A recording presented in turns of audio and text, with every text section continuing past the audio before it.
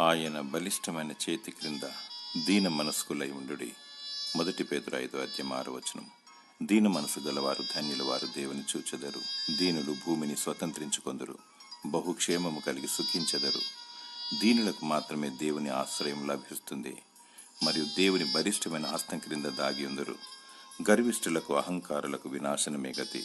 అది పతనానికి, నరకానికి దారి తీస్తుంది. దేవునితో సహవాసం చేస్తే దీన మనస్సునిస్తాడు, అది పరలోకానికి దారి తీస్తుంది.